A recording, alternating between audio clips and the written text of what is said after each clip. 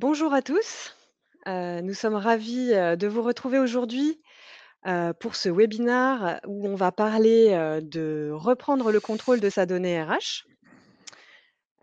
Donc voilà, on va attendre quelques minutes, vraiment, que tout le monde ait le temps de se connecter. N'hésitez pas à nous dire, si vous avez des soucis techniques, si, vous ne nous voyez pas ou si vous ne voyez pas la présentation. Voilà, on pourra vous aider, Cyrine est là pour vous aider. Heu Bon, maintenant, je pense qu'on est relativement, habitués, aux webinaires. Donc vous voyez sur le côté, je vois qu'il y a déjà des participants qui ont utilisé le chat pour nous saluer. Donc bonjour à tous. Vous pouvez utiliser le chat pour faire pour nous partager, vos commentaires et nous poser, vos questions, puisqu'on va prendre un temps, en fin de présentation, pour répondre à vos questions. En attendant, que tout le monde se connecte et juste avant de démarrer, je vais lancer un petit sondage que vous allez voir aussi, donc en haut à droite, juste en dessous du chat, où en fait, on vous pose une petite question pour savoir un petit peu, bah, heu, dans quelle mesure vous exploitez votre donnée RH et quels, outils vous utilisez pour exploiter votre donnée RH dans votre entreprise. Voilà, ça nous permettra un petit peu de mieux vous connaître. Donc en effet, on a prévu, on a décidé en fait, de faire une présentation sur ce sujet parce qu'on s'aperçoit que c'est une problématique, très récurrente, chez nos clients. Donc l'exploitation efficace, des données RH, d'ailleurs, les modules ou les outils, de BI sont, des sujets qui sont très souvent abordés dans nos appels d'offres. Voilà, donc ça nous a donné envie, de vous partager, nos conseils et notre expérience, sur ce sujet. Je pense qu'on va pouvoir, commencer. Hem, Bonjour à tous. Je vois que le chat, ça fonctionne bien. Super. On va peut-être commencer par se présenter. Je suis Fleur Nourry, je suis responsable marketing d'Assis. Je vais profiter, de prendre quelques secondes pour vous présenter Assis, très rapidement. Nous sommes, un éditeur et intégrateur de solutions SIRH. Donc historiquement, nous avons, 2 solutions, spécialisées sur la gestion des temps, activités et planification. Donc Chronos, pour, les grandes entreprises et grandes organisations publiques et Soorcis qui est une solution dédiée aux PME et ETI. Tout récemment, il y a environ un mois, nous avons acquis, une société qui s'appelle Premium RH et qui est une solution de SIRH globale, plutôt à destination des PME et ETI également, et qui va nous permettre en fait de proposer, des solutions, beaucoup plus larges autour, par exemple, de la gestion administrative, de l'onboarding, de la formation, voilà, et d'élargir ainsi notre capacité à répondre aux problématiques de nos clients. Je suis accompagnée aujourd'hui de Laurent. Donc Laurent, je vais te laisser te présenter. Oui, bonjour, mon nom est Laurent Cloître.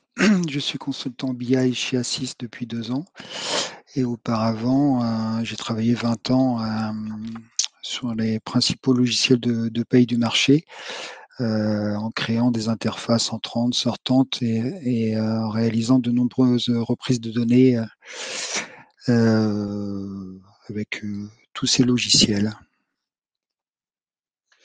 Donc sans plus attendre, nous allons rentrer dans le vif du sujet. Donc là, on a prévu de passer 45 minutes ensemble pour, tout d'abord, commencer par, faire un petit peu le point, faire un état des lieux des difficultés qu'on retrouve le plus souvent chez nos clients et qui expliquent pourquoi, quand il s'agit d'exploiter sa donnée RH, voilà, il y a souvent beaucoup de questions, il y a des difficultés qui sont là et c'est une problématique, récurrente.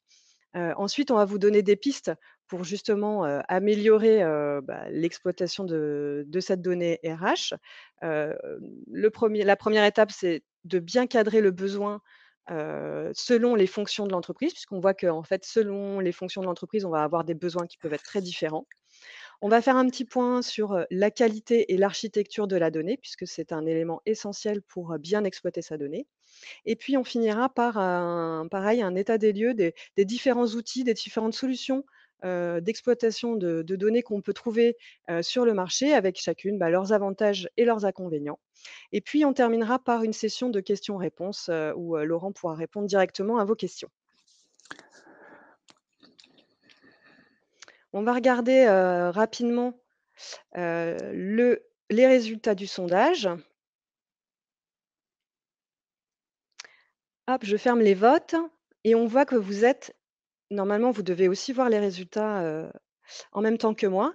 On voit que vous êtes très nombreux, en fait, à utiliser un extracteur, puis traiter les données sous Excel et PowerPoint. Donc, c'est super parce qu'on va pouvoir vous donner, pas mal d'informations par rapport à ça pour vous aider à améliorer, l'exploitation de vos données.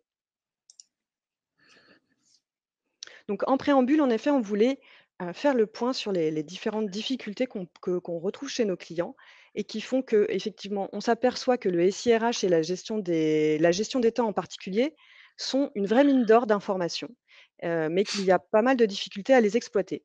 En fait, ces difficultés, elles sont de 4 types.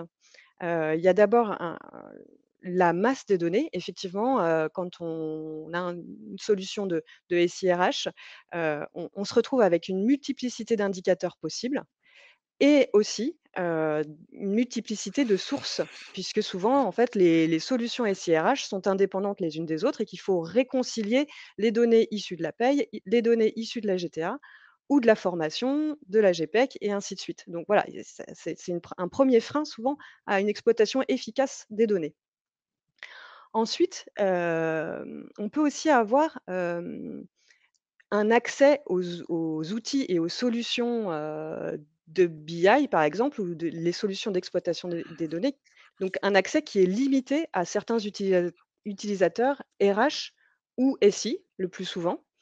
Cet accès est limité, puisque enfin c'est normal puisque, les données RH sont quand même des données sensibles et il faut avoir certaines habilitations pour pouvoir accéder, aux données des collaborateurs. Néanmoins, ça explique aussi le fait que, parfois les utilisateurs finaux n'ont pas accès directement, à ces données et ont du mal du coup à exploiter correctement, et à pouvoir, réaliser des reportings, facilement et pouvoir prendre des décisions, concrètes par rapport à ces reportings. Voilà, donc ça c'est une deuxième difficulté qu'on perçoit souvent chez nos clients. La troisième, c'est qui est un petit peu liée à ce que je viens de dire précédemment, elle se situe au niveau des compétences qui sont nécessaires pour bien exploiter sa donnée. En effet, souvent on s'aperçoit que comme, les outils, de BI, nécessitent parfois d'avoir des compétences particulières, pour, voilà, exploiter la donnée, les mettre en forme de manière visuelle et pouvoir être utilisés de manière efficace dans l'entreprise. On s'aperçoit que du coup, ces compétences sont souvent limitées à quelques personnes dans l'entreprise et ces personnes vont être sollicitées très régulièrement par, différents interlocuteurs dans l'entreprise et voilà, un peu à la demande, ce qui n'est pas le plus efficace, pour, bien, exploiter la donnée. Dernier point qui est un peu en lien à ce que je viens de vous dire précédemment, c'est qu'effectivement, on s'aperçoit que, il peut y avoir des besoins de reporting extrêmement variés au sein de l'entreprise. Donc selon qu'on soit manager, équipe RH ou au niveau de la direction, on ne va pas avoir le même besoin de reporting. Ce qui fait que, parfois, les personnes qui sont compétentes pour traiter la donnée, vont avoir, du mal en fait à sortir des tableaux de bord ou des reportings en adéquation avec ces besoins qui peuvent être très variés. Voilà, tout ça pour dire que ces 4 grands types de freins font que, l'exploitation de la donnée, c'est souvent un sujet chronophage, et parfois finalement peu valorisant pour les équipes SI ou RH qui sont sollicitées comme ça à la demande et puis finalement peu efficace pour les utilisateurs et c'est tout l'inverse qu'on demande finalement quand on veut exploiter sa donnée. Donc, pour reprendre le contrôle de la donnée, selon nous, la première étape et la plus importante, donc on va passer un petit peu de temps sur cette slide, c'est de bien qualifier son besoin en termes de reporting et ou de tableau de bord. Donc, quel objectif doit-il remplir et à quelle cible s'adresse-t-il au sein de l'entreprise? Donc on est conscient en fait que, dans l que chaque entreprise a un besoin particulier, chaque entreprise a son fonctionnement. Néanmoins, on a pu cartographier un peu les différents types de besoins qu'on rencontre le plus souvent et on souhaitait vous le présenter pour vous donner aussi, des clés pour bien le cadrer, ce besoin justement. Donc, on a un premier niveau de besoin, qui est, donc pour les managers d'être alertés et de pouvoir agir. Donc, ils ont dans ces cas-là besoin en fait, d'avoir, un reporting qui soit focusé, centré sur leur population. Souvent, en fait, ils ont besoin d'un tableau de bord assez synthétique où ils vont avoir que quelques indicateurs à checker, de manière quotidienne ou hebdomadaire pour avoir une action immédiate. On pense par exemple à, un tableau de bord qui va les alerter sur une anomalie de pointage, par exemple un nombre de pointages impair, ce qui n'est pas logique. Ou alors, ils vont avoir besoin de regarder rapidement, les horaires effectués par leurs collaborateurs pour pouvoir éviter, pouvoir ajuster, l'usage, d'heures supplémentaires. C'est ça. Deuxième objectif, le pilotage et l'anticipation. Donc là, on retrouve toujours les managers, mais là, en étroite collaboration avec, l'équipe RH. Alors, toujours en fonction de l'organisation des entreprises, le manager n'a pas forcément accès à tous les outils et toutes les informations.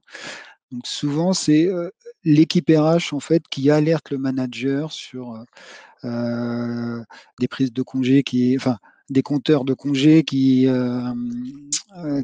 sont, trop importants. On arrive au 31 mai et puis, bah, voilà, des collaborateurs n'ont pas posé tous leurs congés.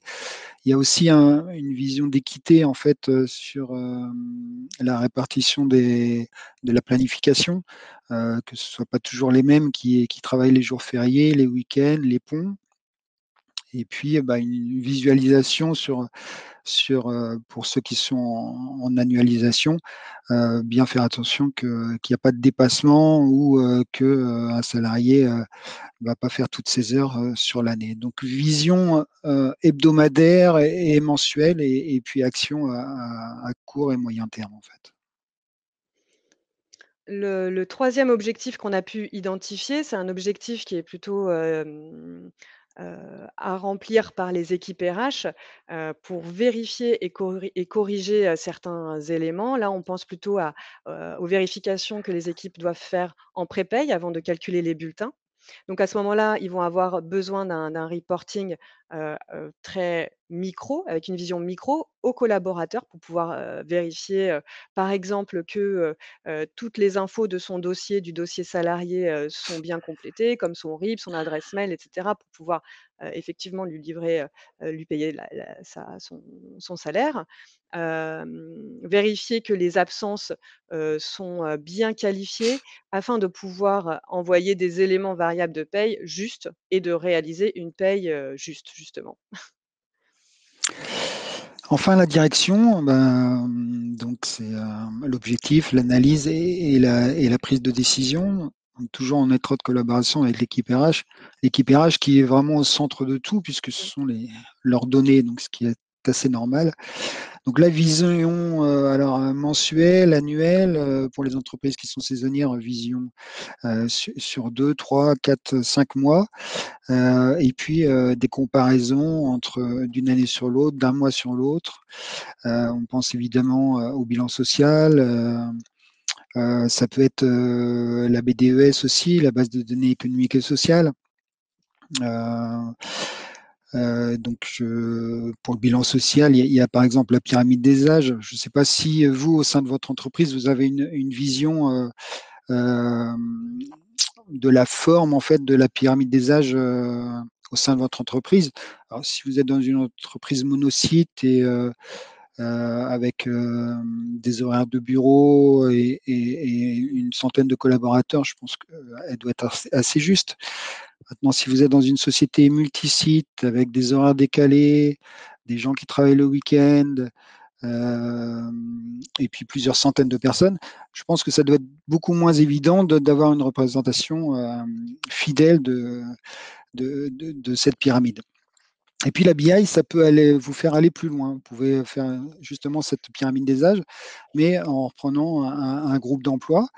Et forcément, si la forme de votre pyramide ressemble plus à un pain parasol qu'à une bouteille d'oranginable, ça sera un déclic en fait pour lancer une campagne de recrutement.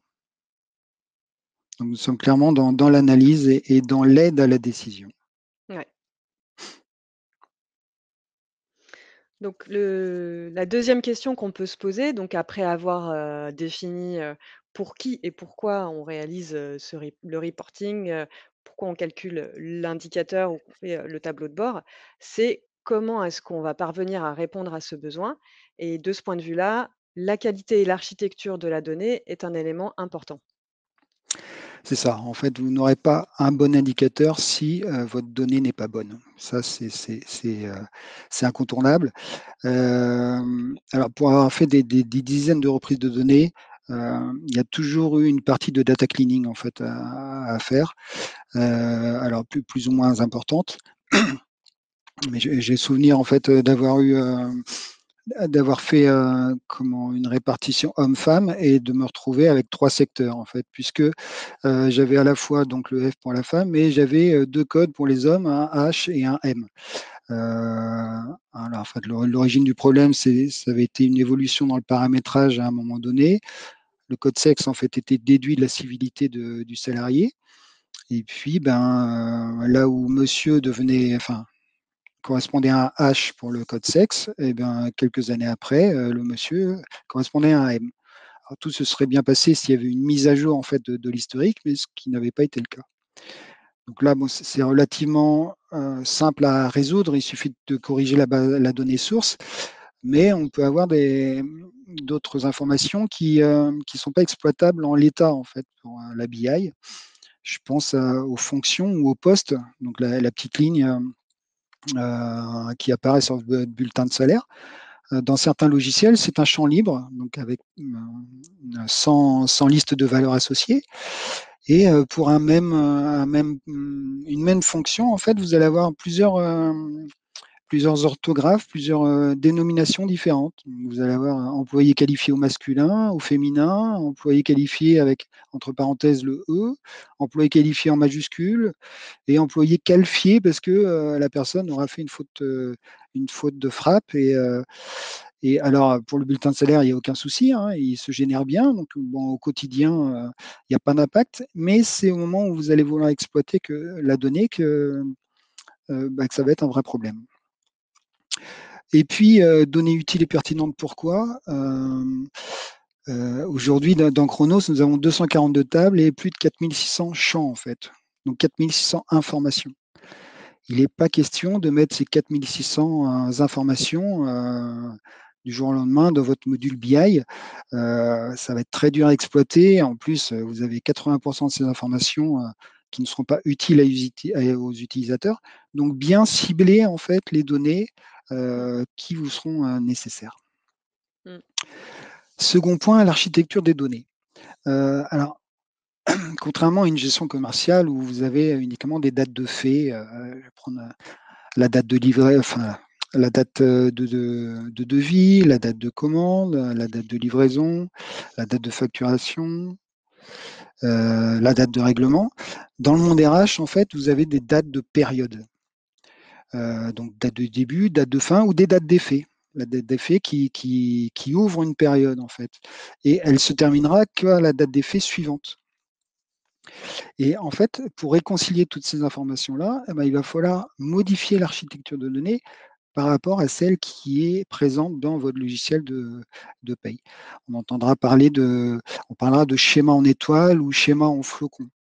Donc c'est cette réconciliation en fait des données pour pouvoir en fait avoir une vision claire au moins au 31-12, mais à chaque fin de mois et voir les informations à la journée près, quoi. Donc c'est un gros travail en fait à faire en amont avant de pouvoir exploiter les données. Et donc cette qualité de la donnée et cette architecture feront que vous aurez des indicateurs qui seront pertinents, très clairs, justes, et du coup vous allez pouvoir obtenir la confiance des utilisateurs, pouvoir progresser et leur fournir de plus en plus d'indicateurs. Donc promis, on va pas passer trop de temps sur des sujets très techniques puisque voilà, Hem, c'est pas forcément, hyper, très très simple de l'expliquer. Il faudrait y passer beaucoup plus de temps pour vraiment aller dans le détail, mais nous semblait, intéressant et important de vous parler quand même du sujet du data warehouse et de vous expliquer, à minima, ben, à quoi ça sert et quel est l'intérêt d'avoir, un data warehouse pour bien exploiter sa donnée. C'est ça. C'est ça, en fait, sur la partie de gauche, vous avez, donc les différentes sources de données de votre SIRH. Bon, je vais pas vous les décrire, vous les connaissez, sûrement mieux que moi. Et puis, la finalité, c'est évidemment de pouvoir faire nos reporting, nos graphiques, correctement. Entre les 2, l'idéal, c'est de créer un data warehouse ou entrepôt de données, en fait.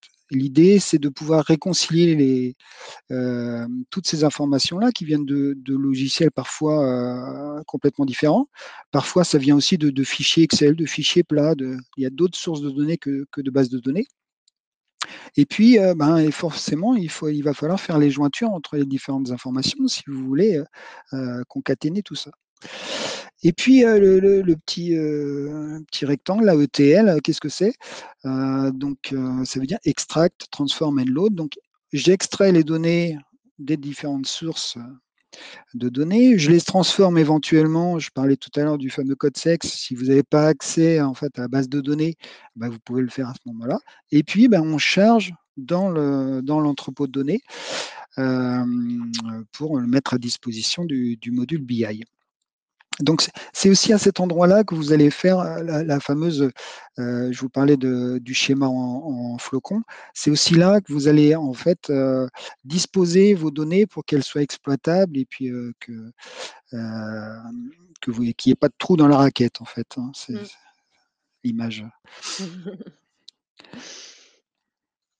On va pouvoir passer au troisième point. Effectivement, une fois que vous avez bien défini votre besoin, que vous avez vérifié la qualité et la bonne architecture de vos données, l'idée quand même, c'est d'avoir un outil, adéquat pour vous permettre ensuite de réaliser vos reportings. Donc, là, l'idée, c'est de synthétiser, en fait, sur un seul tableau, à la fois les 4 grands types de solutions qu'on peut retrouver le plus souvent sur le marché, et qu'on a notés par rapport à des critères qui nous paraissent, nous, essentiels quand on veut choisir son outil. Donc par exemple, on peut commencer par, le plus simple et c'est comme ça que vous exploitez, le plus, votre donnée, d'après notre petit sondage, de départ. C'est d'utiliser finalement un simple extracteur de données et d'ensuite de traiter la donnée sous Excel. Donc effectivement, ça va avoir un intérêt puisque le coût va être relativement abordable. On va avoir une capacité, de partage aux utilisateurs finaux qui va être assez simple puisque vous allez pouvoir envoyer vos reportings sous Excel ou sous PowerPoint, à l'ensemble de vos utilisateurs. Néanmoins, on s'aperçoit qu'en termes de rafraîchissement de données, ça va être, évidemment très peu performant puisque, bah, dès que vous allez sortir votre donnée et la mettre sous Excel, bah, elle va quasiment devenir obsolète. Bon, j'exagère un peu, mais c'est presque ça. Hem Et qu'en termes de visualisation, bah, ça va demander un énorme travail, bah, pour, traiter cette donnée et la mettre en forme de manière visuelle. Donc, ça reste un outil qui est simple d'utilisation, puisque Excel est souvent partagé. C'est une compétence qui est facilement partagée dans l'entreprise. Néanmoins, ce n'est pas, le plus performant, en termes, de rafraîchissement, en termes, de visualisation. 2e, solution qu'on retrouve assez régulièrement et qu'on propose par exemple dans notre outil Source6, c'est le module de reporting qui est, directement intégré, dans l'outil, SIRH. Donc là, ce système en fait est très très bon, très performant, pour avoir une donnée, vraiment fraîche et à jour puisque, il est directement, connecté, à l'outil. Donc voilà, ça se met à jour presque en temps réel. Hem il va y avoir une simplicité d'usage, qui va être évidente puisque le module va vraiment être fait, pour que vous puissiez, faire des tableaux de bord, de manière automatique, va vous proposer des tableaux de bord en standard. Néanmoins, on s'aperçoit que d'une part, effectivement, on ne va pas pouvoir ajouter des données tierces à ce module. Qu'en termes d'évolutivité, ça va être, limité puisqu'en fait, ces tableaux de bord standards vont être relativement statiques et figés et vous n'allez pas pouvoir adapter facilement, disons, ces tableaux de bord à votre besoin particulier. 3e solution qu'on retrouve et que vous connaissez aussi peut-être, bien, ce sont les solutions de BI qu'on va pouvoir, qui vont en fait être, externes et qu'on va venir connecter à la base de données, SIRH. Donc, comme Power BI, Business Object, enfin voilà, ClickView, voilà, d'autres solutions qui existent sur le marché. Hem Donc là, effectivement, c'est très performant en termes de visualisation. On va pouvoir faire beaucoup de choses, sur ces solutions, BI. L'intérêt aussi, c'est qu'on va pouvoir là, pour le coup, comme c'est des outils externes, on va pouvoir, ajouter des données tierces. Donc on va pouvoir avoir une base de données assez complète de ces données ici RH. En termes d'extraction aussi, on va être sur un bon niveau puisqu'on va pouvoir facilement extraire les données et aussi les traiter sous Excel si on le souhaite. Néanmoins, on s'aperçoit, que, en termes d'accessibilité aux utilisateurs finaux et simplicité d'usage, du coup, c'est assez limité puisque souvent ces solutions demandent des compétences particulières, et elles sont finalement assez peu évolutives aussi puisque dès qu'on va vouloir faire quelque chose, hem dès qu'on va vouloir, modifier un indicateur, faire un nouveau calcul, il va falloir, se rapprocher de sa DSI pour pouvoir le faire, voilà. Donc c'est de ce point de vue-là, c'est pas toujours évident en fait de faire évoluer l'outil. Hem Dernier type de solution qu'on peut retrouver et nous, c'est ce qu'on va développer en fait, avec notre outil, Chronos. C'est un module de business intelligence associé à de la data visualisation, puisque voilà, ça nous per enfin, on pense que ça va répondre en fait à beaucoup de besoins, notamment, sur, le fait de pouvoir rendre accessibles les reportings et les données, hem, aux utilisateurs finaux de manière vraiment très performante puisque en fait, il va y avoir une certaine simplicité d'usage. On va pouvoir réaliser des filtres, voilà, de pouvoir exploiter la donnée finalement de manière assez simple et de manière très visuelle, ce qui va aider à la prise de décision. Voilà un peu l'état des lieux qu'on pouvait faire, des différents outils. On va terminer par, quelques conseils, qu'on souhaite vous apporter, issus de notre expérience, pour, soit démarrer, ou redémarrer, une démarche de BI dans la RH. Ouais, on va revenir sur les points qu'on a parcourus.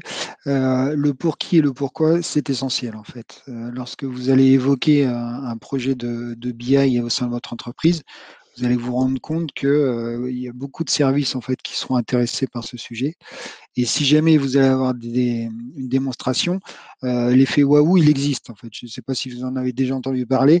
Moi, ça m'est arrivé la première fois que j'ai vu ClickView, j'avais jamais vu d'autres logiciels de BI et là, effectivement, vous êtes assez bluffé, hop, vous filtrez, vous choisissez l'année, le mois, tac, tac, hop, les indicateurs se rafraîchissent le temps d'un clignement, des paupières et c'est assez efficace en fait, visuellement. Le risque, en fait, c'est de vouloir satisfaire tout le monde et puis d'agréger toutes les données qui viennent de différentes sources et puis d'arriver à une usine à gaz et au final, vous ne contentez personne et puis le projet, il est mis de côté et puis c'est un échec. Donc allez-y vraiment petit à petit, brique par brique.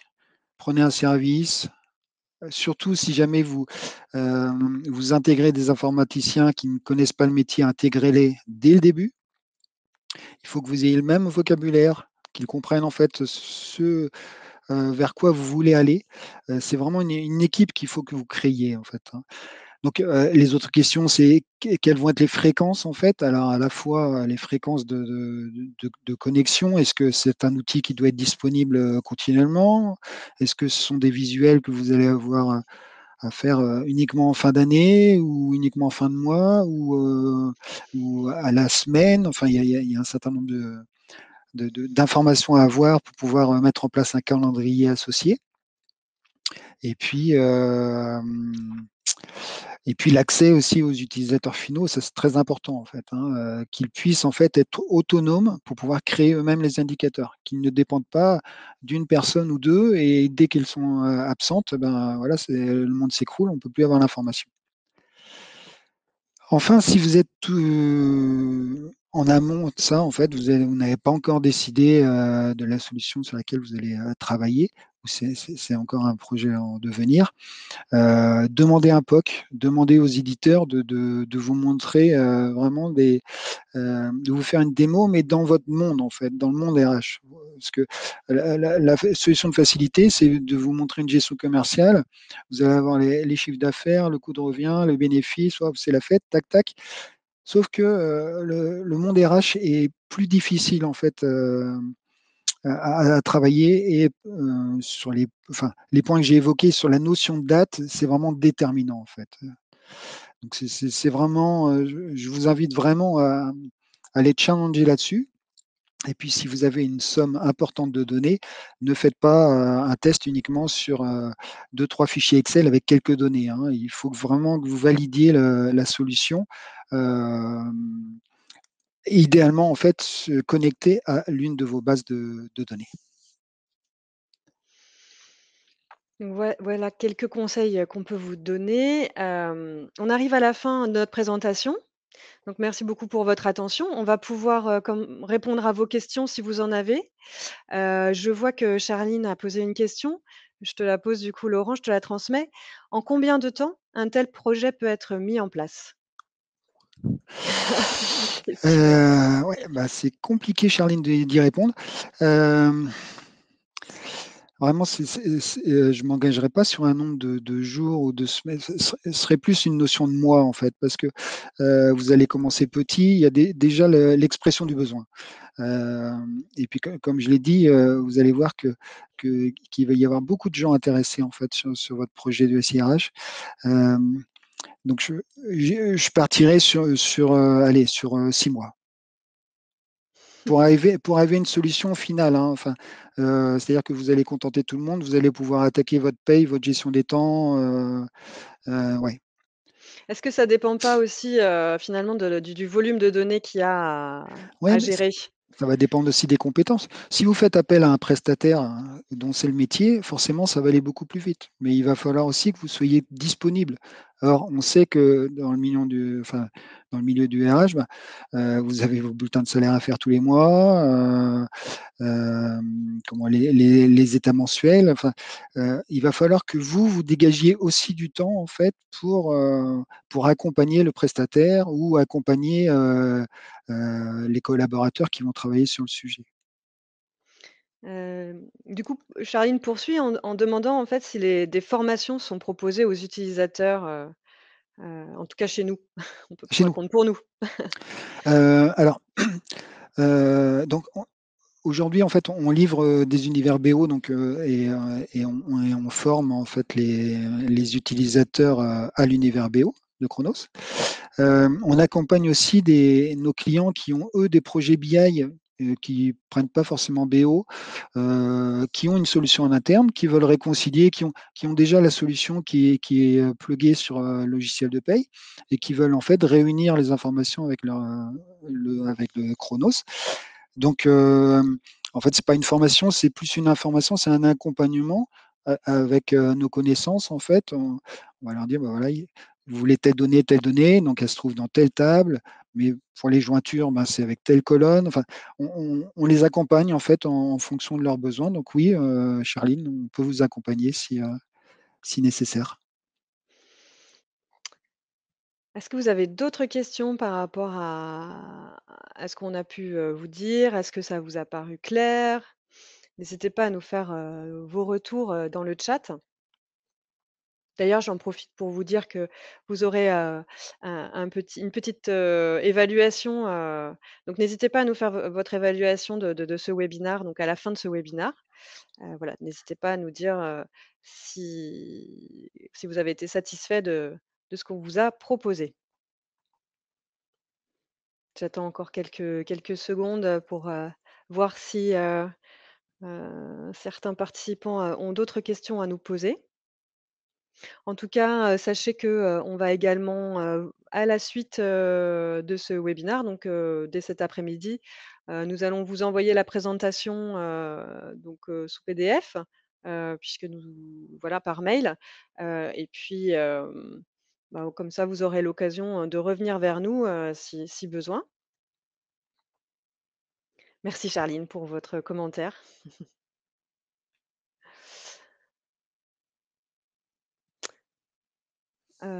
Bon, j'ai l'impression qu'il n'y a plus de questions. Ça devait être super clair ce qu'on a raconté. Ouais, super. Hem, on a encore un petit peu de temps, mais je pense qu'on va pouvoir, clore ce webinaire. Heu, on vous remercie, pour, votre attention, et puis, bah, n'hésitez pas à vous abonner, sur notre chaîne, sur Webikeo pour, recevoir toutes les informations par rapport à nos prochains webinaires, puisqu'on en fait régulièrement. Sinon, vous pouvez également nous suivre sur LinkedIn. J'en profite pour faire un petit peu de promo, voilà, pour, bah, suivre notre actualité, être au courant de nos événements, et puis, voilà, je vois les petits commentaires qui nous remercient, donc super, merci beaucoup. Hop. Ah si, je vois qu'il y a une autre question et je viens de la découvrir. Comment peut-on alors je pense que ça doit être: comment peut-on, associer BI et data viz? Heu, est-ce que, oui, vous pouvez peut-être préciser, votre question si vous êtes encore là? Mais en fait, je pense que si tu aurais un élément de réponse par rapport à cette question, Laurent? Oui, bah, il y a des logiciels qui le permettent, je pense à Tableau, Ouais, où on peut raconter une histoire en fait, la data vise. Donc oui, c'est possible, j'ai pas vu qui avait posé la question. Mais oui, si oui, c'est possible, oui. oui, Et j'ai un software dont je ne peux pas me pas me passer. passer. Ah mais c'est très bien, il a réussi à vous fidéliser, c'est super. Hem, Ah, peut-être que ce que lui veut dire, c'est que, i vous avez peut-être un software de BI et vous vous demandez comment associer de la data visualisation, dedans? en C'est plus, peut-être ça la question? j'ai pas assez d'informations pour pouvoir y répondre, hein. Oui. Mais en tout cas, oui, n'hésitez pas à reprendre contact. Nous sommes disponibles. Voilà, nous sommes disponibles, voilà, voilà, nos équipes sont là. Je regarde à nouveau dans le oui, Rui nous dit: «J'ai un software sans BI». D'accord. Bon, je pense que là, il faudrait qu'on puisse discuter, Ouais, il de manière faudrait plus personnelle pour vraiment bien approfondir le sujet, comprendre ouais. votre, Mmh. voilà, votre besoin, votre sujet. Bon, écoutez, si vous n'avez pas, d'autres questions, je vous propose, voilà, de clore ce webinaire. On vous remercie tous les 2 beaucoup pour votre attention. Voilà, on espère que vous avez trouvé ça intéressant, et d'après ce que je peux voir dans le chat, c'est que je pense qu'on a rempli notre objectif. Donc je vous propose, bah, de clore ce webinaire. On vous remercie, puis on vous dit, à très bientôt. Au revoir. Au revoir à tous. Merci.